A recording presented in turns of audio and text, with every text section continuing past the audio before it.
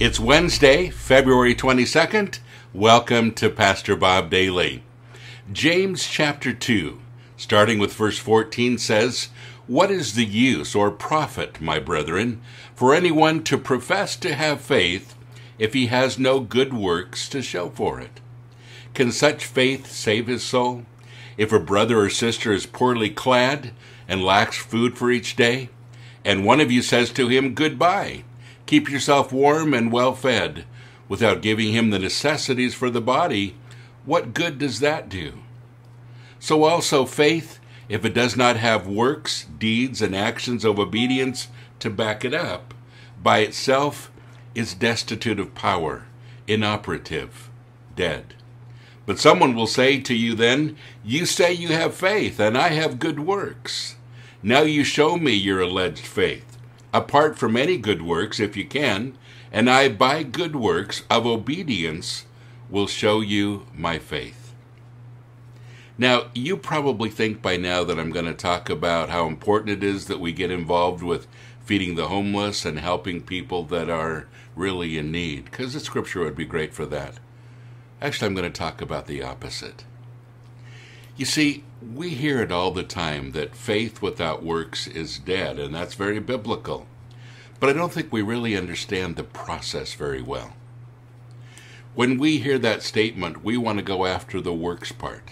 Faith without works is dead, and we zero in on the works and we say, okay, I got to get to work, and that's not how it is at all.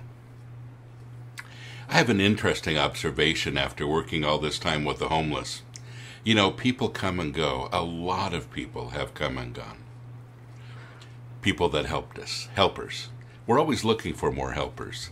Not just people that come down and hang out and show up in time to help feed, but people that will actually do some of the work, that will cook, that will pick up the food. And many, many days, those people are in very short supply. Well, people get burned out, and it's difficult to do. And for a variety of reasons, but sometimes the reason is because they're attacking the works and not the faith. They're going after the works and not the faith. You see, it's by my faith that I have a desire to do works, and that's the whole point here.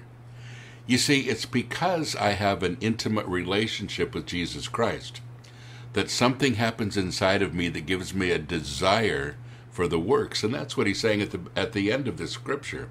"Now you show me your alleged faith apart from any good works, if you can, and I, by good works of obedience, will show you my faith." In other words, the works that I have that are results of my faith are acts of obedience and love and insight. What keeps a person going with works? And that's a real good question. After we have so many people that have come and gone with the homeless ministry over the years, I've realized that not everybody has a burden for it, and not everybody can. Now, again, there are so many reasons why people start something and stop something, and this is not an indictment against everybody that's been involved with this, but it is of a few. You see, it's hard to force ourselves to love people and to help people unless it comes from somewhere else deep inside that desires to give. And that's the whole point of this. You see, faith is the first part. To connect with God, to have an intimate relationship with Him, opens up a whole new world around us. It's not just you and Him, but it's a result of you and Him reaching the world. And that's the point. Exciting things begin to happen when God transforms you from the inside. And you become involved with all kinds of things you never would have thought you'd have done. That's exciting, isn't it? Because works are a result of faith. And folks, faith is not a result of works.